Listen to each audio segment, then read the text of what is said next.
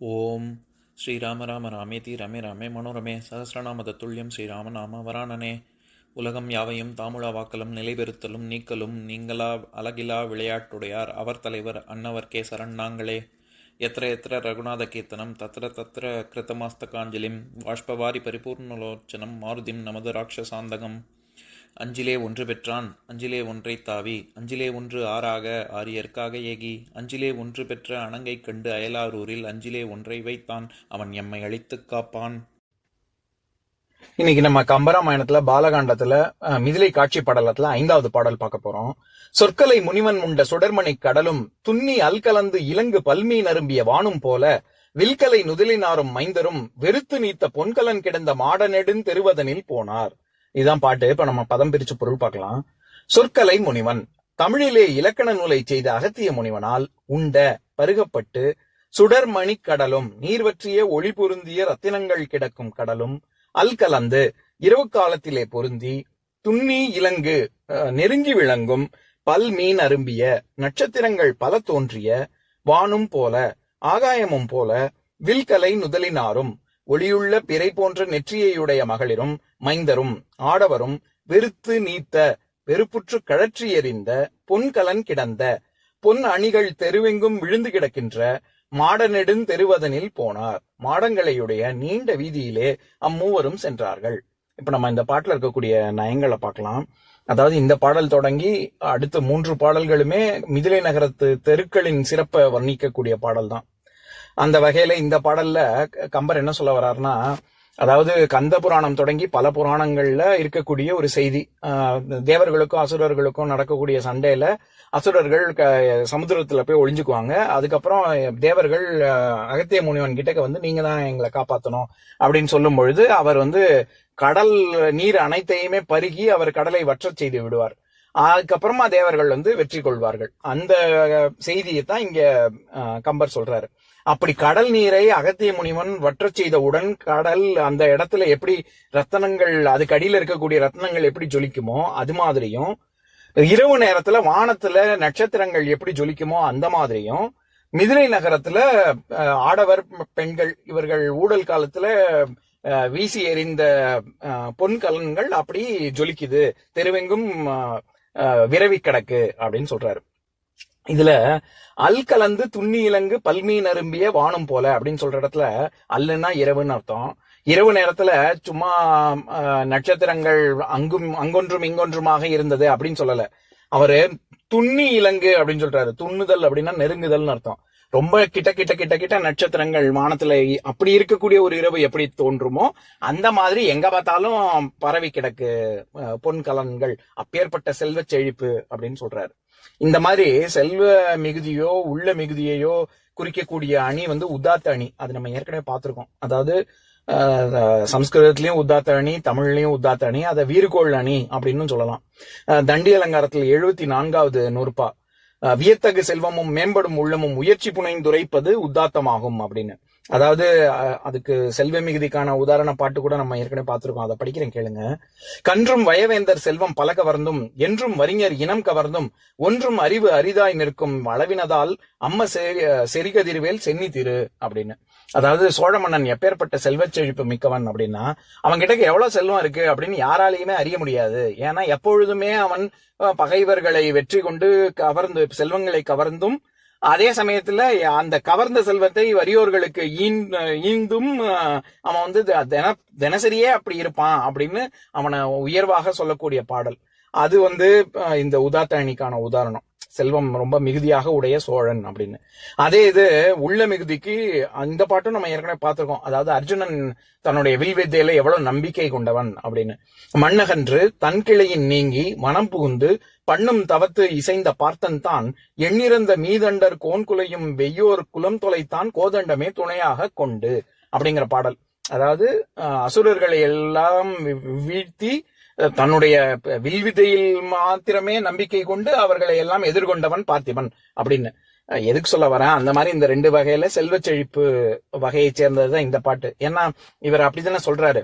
ராத்திரி நேரத்துல நட்சத்திரங்கள் கிட்ட கிட்ட கிட்டக்க இருக்கக்கூடிய நட்சத்திரங்கள் மின்னுவது பார்ப்பதற்கு எப்படி இருக்குமோ அது மாதிரியும், கடல் வத்துனதுக்கு அப்புறம் உள்ள இருக்கக்கூடிய ரத்னங்கள் எப்படி வெளிப்படுமோ அது மாதிரியும் தெரியக்கூடிய மிதிலை நகரத்து தெருக்கள் அப்படின்னு தானே சொல்றாரு.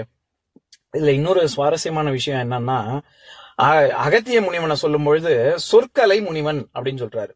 அதாவது பேரகத்தியம் சிற்றகத்தியம் அப்படின்னு 2 இலக்கண நூல்களை செய்து தமிழ் இலக்கணத்தை வகுத்து கொடுத்தவர் அகத்தியன் தான். அதே மாதிரி சமஸ்கிருதத்துல அஷ்டாத்தியாயி அப்படின்னு பாணினியோடைய இலக்கண நூலை தான் ரொம்ப பிரதானமா சொல்லுவாங்க. எதுக்கு சொல்ல வரேன், சமஸ்கிருதத்துல அந்த மாதிரியாக இலக்கண நூல்களை வந்து சப்த சாஸ்திரம் அப்படின்னு சொல்லுவாங்க. சப்தம்னா சொல்லு, சாஸ்திரம்னா கலை. அந்த சப்த சாஸ்திரம் அப்படிங்கறத தமிழ் படுத்தி சொற்கலை முனிவன் அப்படின்னு சொல்றாரு கம்பர். இது எனக்கு இந்த மாதிரி தமிழ் படுத்தும் பொழுது எப்பவுமே என்ன தோணும்னா, இந்த தனித்தமிழ் இயக்கங்கள்லாம் எல்லாத்தையும் தமிழ் படுத்துறேன்னு சொல்லி அவங்க பண்ற அநியாயம் கொஞ்சம் நஞ்சம் கிடையாது. அதாவது கும்பாபிஷேகம் அப்படின்னு சொன்னா, அபிஷேகம் அப்படின்னு சொன்னா இல்ல அது நீராட்டுதல் அப்படின்னு சொல்றது, இல்லாட்டி கும்பாபிஷேகம் அப்படின்னா குடமுழுக்கு அப்படின்னு. ஏதோ கும்பாபிஷேகம்னு சொன்னா அது வேற்று அந்நிய மொழி மாதிரியும் அந்நிய கலாச்சாரம் மாதிரியும், இல்ல குடமுழுக்குன்னு சொல்றதுதான் சரி அப்படிங்கிற மாதிரியும் ஒரு தோற்றத்தை உண்டு பண்றாங்க. அது முழுக்க முழுக்க தவறு. அதே கும்பாபிஷேகம் சொன்னா எனக்கு குறைஞ்சு போயிடுமா? அதுவே தெரியாம நிறைய ஊடகங்கள் அதே வார்த்தையை குடமுழுக்கு அப்படின்னே சொல்றாங்க. தமிழ் படுத்தி சொல்வது ஒன்றும் தவறில்லை. ஆனா அதுக்காக அதை வெறுத்து அதை ஒழித்து இதை சொல்லணுங்கிற அவசியம் கிடையாது. இப்ப உதாரணத்துக்கு சொல்லணும்னா, மயூர வனம், மயூரம்னா இது மயில்னு அர்த்தம். மயில்கள் மிகுதியாக இருக்கக்கூடிய வனம் தான் மயூர வனம். அந்த மயூர வனம்ங்கிறது தான் மாயவரம் அப்படின்னு ஆகி, மாயவரம் அப்படிங்கிறது இல்ல இது வந்து மாயவரம்ங்கிறது ஏதோ அந்நிய மொழியா இருக்கு அப்படின்னு சொல்லி அதை எல்லாத்தையும் மாத்தி இல்ல நம்ம வந்து இப்ப மயிலாடுதுறை அப்படின்னு அதை சொல்லலாம் அப்படின்னு சொல்லி அப்படி மாத்துறாங்கல்ல. அந்த காலத்து மனுஷங்க எல்லாம் மாயவரம் அப்படின்னு தான் சொல்லியிருப்பாங்க. எங்க அப்பா முதற்கொண்டு மாயவரம் அப்படின்னு தான் சொல்லுவார், மயிலாடுதுறைன்னு சொல்ல மாட்டாரு. எதுக்கு சொல்ல வரேன், இந்த மாதிரி எல்லாத்தையும் ஒழிச்சு சமஸ்கிருதத்தை ஒழிக்கிறதுங்கிறது ரொம்ப ஒரு தப்பான போக்கு. அதுக்காக சொல்ல வந்தேன். இவங்க தனித்தமிழ் இயக்கத்தினுடைய முன்னோடியாக சூரிய நாராயண சாஸ்திரியை தான் சொல்லுவாங்க எல்லாரும். சூரிய நாராயண சாஸ்திரிங்கிறது ஏதோ அவருக்கு தான் அந்த பேரை ரொம்ப வெறுத்து ஒழித்து, சூரியன் அப்படின்னா பரிதின்னு அர்த்தம், நாராயணன்னா மால், சாஸ்திரினா கலைஞர், அதனால பரிதிமால் கலைஞர் அப்படின்னு அவருடைய பேரை மாத்திக்கிட்டாரு. அப்பேற்பட்ட சமஸ்கிருத வெறுப்பும் தமிழ் பற்றும் கொண்டவர் அப்படின்லாம் சும்மா இவங்க கதை விடுவாங்க. திராவிட கும்பல், திராவிட கழகம், தனித்தமிழ் இயக்கங்கள்லாம். அது அதுல ஒரே ஒரு உண்மை மட்டும் இருக்கு, என்னன்னா அவருக்கு தமிழ் பற்று ஜாஸ்தி. ஆனா இவங்க சொல்ற மாதிரி சமஸ்கிருதத்தை வெறுத்தாரு, ஒழிக்கணும்னு நினைச்சாரு அப்படிலாம் கிடையாது. அது என்னன்னா, ஞான போதினி அப்படின்னு ஒரு பத்திரிகையை அவரும் இன்னொரு 2-3 பேர் சேர்ந்து வெளிக்கொண்டு வந்தாங்க. அந்த ஞான போதினியில தனிப்பாசுரங்கள் அப்படின்னு சொல்லி இங்கிலீஷ்ல சானட்ஸ் இருக்கிற மாதிரி தமிழ்ல அவங்க இவர் இயற்றிய தனிப்பாசுரங்கள்லாம் அதுக்கு வந்து வரவேற்பு எப்படி இருக்கு அப்படின்னு தெரியணுங்கிறதுக்காக இவருடைய இயற்பெயரான சூரியநாராயண சாஸ்திரியை ஒதுக்கிட்டு அந்த பத்திரிகை ஞானபோதினிங்கிற பத்திரிகையில மட்டும் பரிதிமால் கலைஞர்னு இந்த தொகுப்புக்கு மட்டும், இந்த தனிப்பாசுரங்களுக்கு மட்டும் அவர் அந்த மாதிரி வெளியிட்டு வந்தாரு. யாருன்னு தெரியாம இந்த பென் நேம்ஸ்லாம், அதாவது புனைப்பெயர்கள்லாம் வச்சுக்கிறாங்கல்ல, அந்த மாதிரி வச்சுக்கிட்டு அதை தெரிஞ்சுக்கிறதுக்காக, பல்ஸ் பாக்குறதுக்காக, எப்படி வரவேற்பு இருக்கு அப்படின்னு தெரியணுங்கிறதுக்காக அப்படி பண்ணினார். உண்மையாகவே இந்த தனித்தமிழ் இயக்கங்கள் இந்த மாதிரி ஆளுங்க சொல்ற மாதிரி அவருக்கு வந்து தமிழ் பற்றும் சமஸ்கிருத துவேஷமும் இருந்ததுன்னா அவர் வந்து என்ன பண்ணிருப்பாரு, தன்னுடைய எல்லா பத்திரிகைகளும் தன்னுடைய எல்லா புத்தகங்களுக்கும் அவர் வந்து பரிதிமால் கலைஞர்னு தானே பேர் வச்சிருக்கணும். கையெழுத்து போடும்பொழுதே அவர் சூரியநாராயண சாஸ்திரின்னு தான் கையெழுத்து போடுறாரு. அதனால இவங்க எதுக்கு சொல்ல வரேன், இது எல்லாமே முழுக்க முழுக்க பொய். சரி, அது ஒரு பக்கம் இருக்கட்டும். அப்படியே அவர் வந்து சமஸ்கிருத வெறுப்பு இருந்தாலும் பரிதிமால் கலைஞர் தான் எங்கேயாவது வச்சுப்பாரா? பரிதிங்கிறதே சமஸ்கிருத சொல், சூரிய கதிர்களை தான் குறிக்கும். இது கலைஞர் கேட்கவே வேணாம், நான் ஏற்கனவே சொல்லியிருக்கேன். கலை அப்படிங்கிறது கலா அப்படிங்கிற சமஸ்கிருத வேர்ச்சொல் வந்து சமஸ்கிருதம் தான்.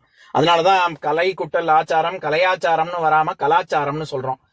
தமிழா இருந்ததுன்னா கலையாச்சாரம்னு வந்திருக்கணும். அதனால அதுவும் தமிழ் இல்ல.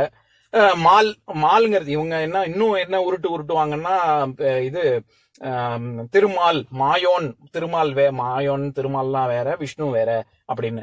அதாவது மாலுதல், மயங்குதல், மாயா அப்படிங்கிறது இது எல்லாமே மயக்கச் செய்பவன், எல்லாரையும் வந்து தன்னுடைய ஈர்க்கச் செய்பவன் அப்படிங்கறதுனாலதான் விஷ்ணு திருமாலுக்கு மால்னே பேரு. அது எதுக்கு சொல்ல வரேன், அப்படி உண்மையாகவே இவர் வந்து சம்ஸ்கிருத துவேஷம் இருந்ததுன்னா பரிதி, மால், கலைஞர் மூன்றுமே சம்ஸ்கிருதம் தான், தமிழ் இல்ல.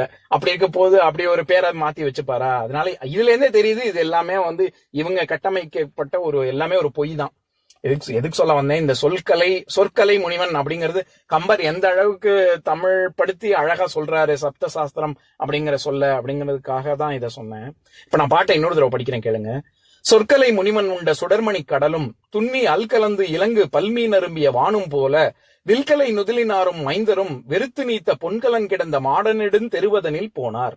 இன்னொரு நாள் இன்னொரு பாட்டு பார்க்கலாம்.